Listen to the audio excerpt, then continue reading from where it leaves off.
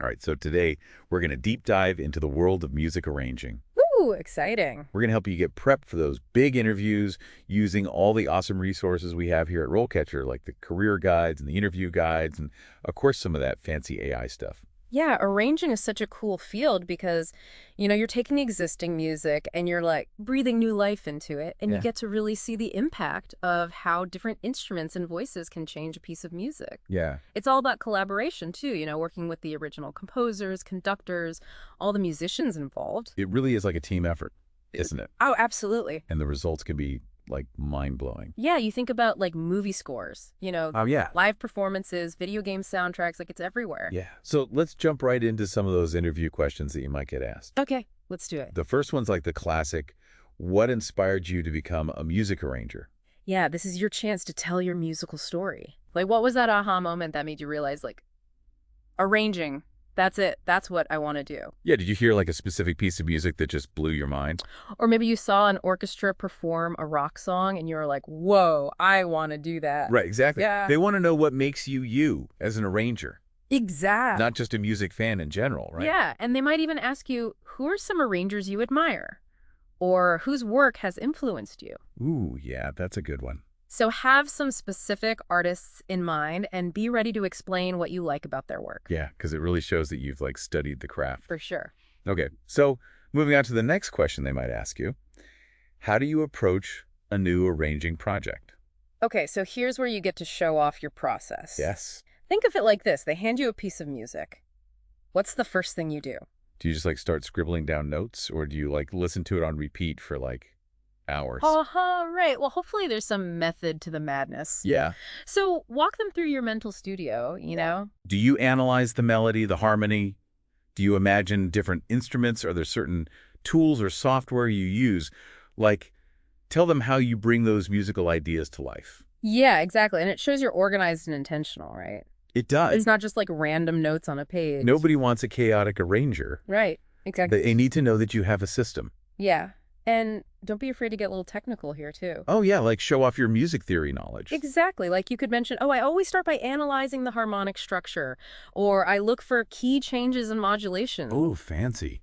Right. And then you can connect that back to your creative choices. Like, this is why I chose to use these specific chords in my arrangement. I love that it shows that you're like thinking on multiple levels. Yeah. You know, For sure. the technical A&D, the creative. And they might ask you something like, how would you adapt a song to a different style? Oh, yeah, like how do you take a pop song and make it sound like jazz? Exactly. Or like a classical piece and turn it into like a rock anthem. Right. So think about what elements you would change: the instrumentation, the rhythm, the harmony. You got to like capture the essence of that new style. Exactly. And it's not just about copying the notes. It's about understanding how those musical elements work together to create a certain feeling or vibe. It's like you're translating the music into a different language almost. Yeah, I like that analogy. Okay, next question. This one's all about teamwork. Whoa. How do you collaborate with other musicians and producers? Ooh, yeah, music is definitely not a solo sport. Right, like you're going to be working with a whole team of people.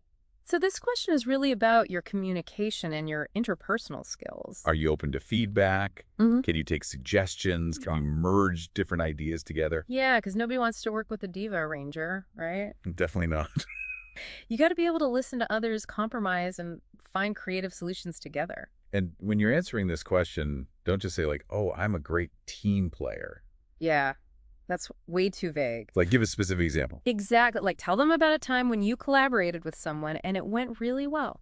Maybe a musician gave you some feedback that you hadn't thought of and it like made the arrangement even better. Right. Or maybe you had to navigate a tricky situation where you and another musician had different visions for a piece. Ooh, that's a good one. And you can talk about how you communicated effectively and found a solution that worked for everyone.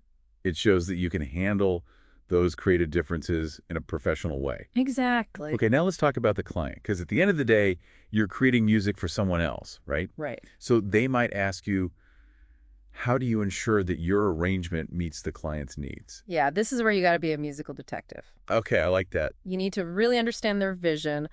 What are they hoping to achieve with this music? Are they going for like a big epic sound or something more intimate and subtle? Do they have any specific instruments in mind? Are there certain emotions they want the music to evoke? Yeah, ask clarifying questions. Show them that you're actively listening and that you care about bringing their vision to life. Right, it's like you're solving a puzzle. Exactly. They give you the pieces and you got to figure out how they all fit together. And they might give you a challenge like, we need an arrangement that's both upbeat and emotional for this film scene. Ooh, yeah, that's a tricky one. So how do you approach that balance? How do you use your musical knowledge to create that specific feeling? This is where you get to show off your understanding of like musical storytelling and how different musical elements can evoke different emotions. Exactly. Okay, now for a question that everyone dreads. Tell me about a time you worked under a tight deadline. Oh yeah, deadlines can be brutal. It can be. But everyone's been there, so don't try to pretend like you've never experienced deadline pressure. Instead, pick a specific project where you had to deliver high-quality work under a time crunch Yeah. and walk them through how you handled it. Did you break the project down into smaller tasks? Yeah. Did you prioritize certain things? Did you have to pull an all-nighter? Be honest and show them that you can stay calm and focused, even when the pressure's on. And they might even ask you, what did you learn from that experience? Ooh, yeah. Did it change your approach to deadlines in the future? So it's a chance to show that you're always learning and growing from your experiences, even the stressful ones. Exactly. Okay, next question. How do you stay up to date on trends in music arranging? Ooh, yeah. The music world is constantly changing. It is. So how do you keep your finger on the pulse? Do you go to conferences? Do you read industry publications? Are you part of online communities? Yeah, show them that you're curious, that you're constantly learning, and that you're not stuck in the past. And don't just say like, oh yeah, I read stuff online. Right. Be specific. Mention some actual conferences or publications or websites that you find valuable. Or maybe you've been following a specific arranger or composer whose work you admire. Yeah. Or maybe you've been experimenting with some new software or techniques. Exactly. It shows that you're not just keeping up. You're actively seeking out new ideas and pushing your creative boundaries. And they might even ask you, what are some exciting new trends you're seeing in music arranging right now? Ooh, yeah, that's a good one. So be prepared to talk about something specific. Maybe it's the growing use of hybrid orchestral techniques or the incorporation of electronic elements into traditional arrangements. Or maybe it's a whole new genre that's emerging. The point is to show that you're not just following trends, you're thinking critically about how they're shaping the future of music. Yeah, it shows that you're like a forward thinker. Exactly. Okay, now for a question that can be a bit tricky. How do you balance creative freedom with client expectations? Ooh, yeah, that's the eternal struggle, isn't it? It is. You have your artistic vision, but you also have to meet the needs of the client. Right. So how do you find that sweet spot? How do you make sure that everyone's happy? Well, first of all, you got to acknowledge that it's a collaborative process. Mm. You're not just creating music in a vacuum. You're working with someone else who has their own ideas and goals. So you need to be open to feedback. You need to be willing to compromise. But at the same time, you don't want to completely sacrifice your artistic integrity. Right, it's a delicate dance. It is. And they might even push you a little bit further with this question and say, tell me about a time when you had to compromise on your creative vision to meet a client's needs. Oh, yeah, that's a tough one. But it's a chance to show that you're flexible, that you can problem solve. And that you can ultimately put the needs of the project first. And who knows, maybe that compromise actually led to something even better than you originally imagined. Yeah, and sometimes those limitations can actually spark creativity. For sure. Okay, another common question. How do you work with vocalists to create arrangements that showcase their strengths? Ooh, yeah, now we're talking about the singers. This is all about demonstrating your understanding of vocal techniques and your ability to tailor your arrangement to a specific singer's voice. So you have to listen carefully to their range, their tone, their style. Do they excel at those big, soaring high notes? Or are they more about conveying raw emotion through their delivery? What key is best for them? How can your arrangement support and enhance their performance? It's like you're creating a musical framework that allows their voice to shine. Exactly. Okay, and last but not least, one of the biggest questions they might ask you. How do you balance the technical aspects of music arranging with the emotional impact of the piece? Ooh, yeah, that's the heart of it all, isn't it? It is. Because music is more than just notes on a page. It has the power to move us, to make us feel things. So how do you use your technical knowledge to create something that resonates with people on an emotional level? You can talk about your understanding of harmony, rhythm orchestration, Yeah. and how those elements can be used to evoke different emotions. They might even ask you to share an example of an arrangement that had a particularly powerful emotional impact on you. Ooh, yeah, that's a good one. So what's a piece of music that really moved you? And how did the arrangement contribute to that experience? This is your chance to really let your passion for music shine through. Yeah, show them that you're not just a technician, you're an artist. Exactly. All right, so we've covered a lot of ground here, breaking down those interview questions. We have. But there's more to come. Oh, yeah. Stay tuned. Because we're going to be diving into the career path itself and all the cool things you can do with RoleCatcher's AI to help you land that dream job. So don't go anywhere. So let's talk about the career path for a music arranger. Yeah, because it's not always a straight line, right? Oh, definitely not. There are different stages and levels, and RoleCatcher's Career Guide actually outlines this really well. It does. It's like a roadmap for your musical journey. I like that. A roadmap. So where do you start? Well, at the entry level, you're kind of like an apprentice, Yeah. learning the ropes. Yeah, like the musical Padawan. Exactly. You might be assisting more experienced arrangers, transcribing music, maybe adapting some simple arrangements. So it's all about like soaking up knowledge and building those foundational skills. Yeah, and the career guide mentions some specific tasks that you might do in an assisting role. Ooh, like what?